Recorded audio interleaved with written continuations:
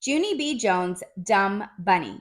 In this video, we will be reading Chapter 8 in this story. If you have not yet read chapters 1 through 7, please head to my channel and check out the playlist, Junie B. Jones' Dumb Bunny.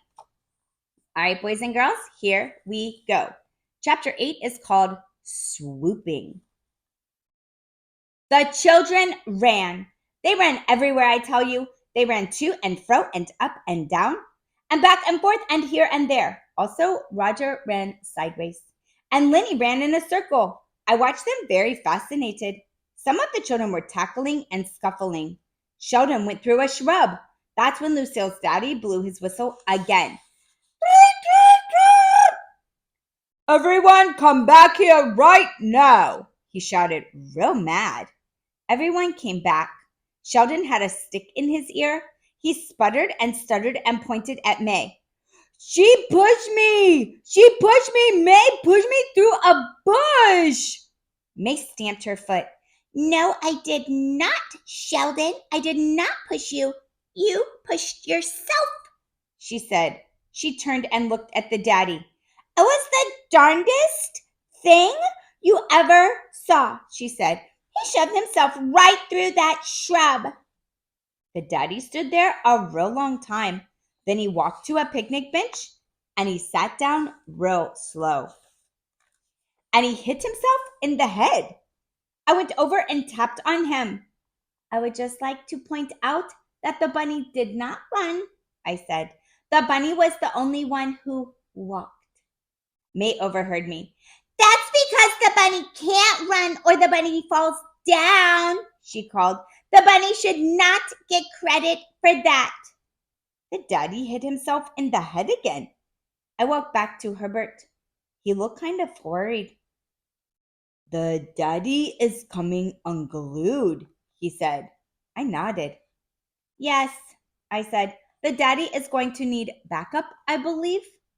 Backup is the grown-up word for the police might need to come, possibly. And guess what? Me and Herb were not the only ones thinking that either. Because just then Lucille's Nana hollered out real loud. Enough! She hollered. I have had enough of this nonsense with you children. Then she cupped her hands around her mouth and she shouted out a brand new rule. It was called, if there is any more running or fighting, she is going to call the cops. All of the children did a loud gulp. I looked at Herbert. That new rule seems a little harsh, I said. Only guess what else? The new rule worked, I think. Because pretty soon the Nana started the egg hunt again.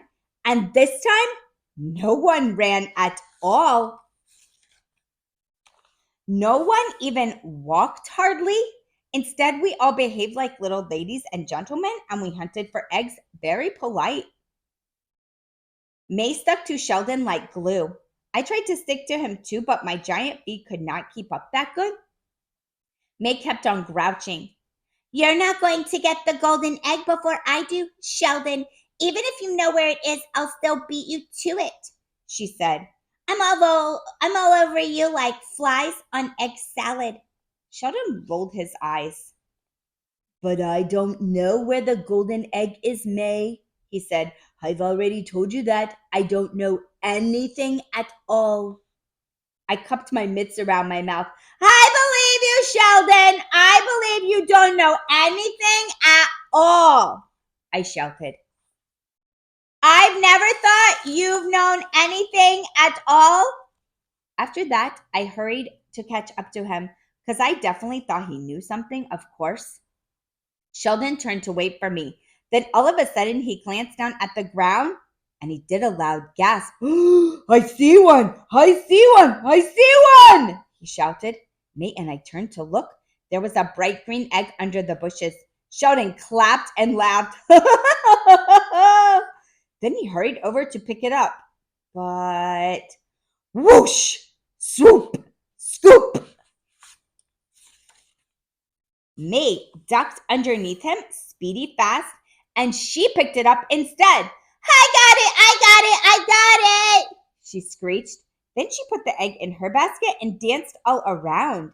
Sheldon's face got sputtery mad, but before he could even yell at her, he did another gasp. I see one! I see one! I see one! He shouted even louder than before. Then he clapped his hands and he laughed real happy. And he hurried over to pick it up. But whoosh, swoop, scoop! May beat him to it again. Two! Now I have two! She hollered. She jumped in the air and kicked her feet. I swooped! I'm a swooper! I swoop! She said. She ran back to Sheldon and leaned in his face.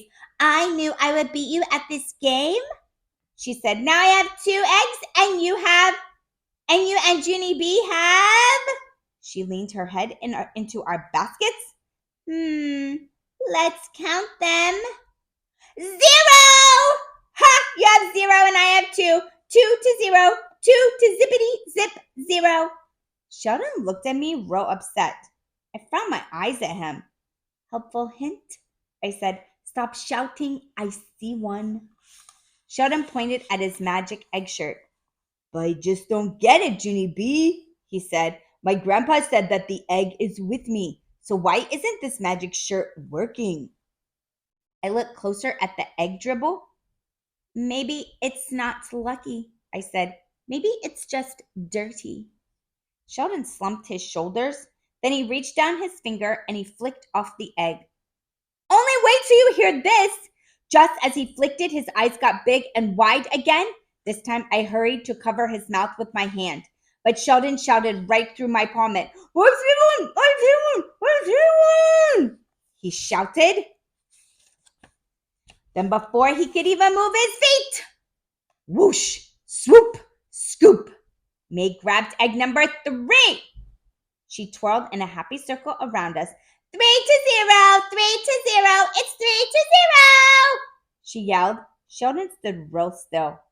Then very slowly, he put down his basket and he stretched out the sides of his mouth with his fingers and he stuck his tongue out at May. That was appropriate behavior, I believe. After that, he snatched his basket up again and he tried to rush away from May, but too bad for Sheldon because May stayed right exactly on his heels. They were walking too fast for me to keep up. I stopped and watched them go. Then I did a big sigh. And I walked to a tree stump and I sat down very glum. I hate being this dumb bunny, I said, because my feet are too big and my legs are too slow and my pomades are way too clumsy. I slumped my shoulders and looked in the empty basket. I did another sigh. Because let's face it, the bunny was a rotten egg. All right, boys and girls, that is the end of chapter 8.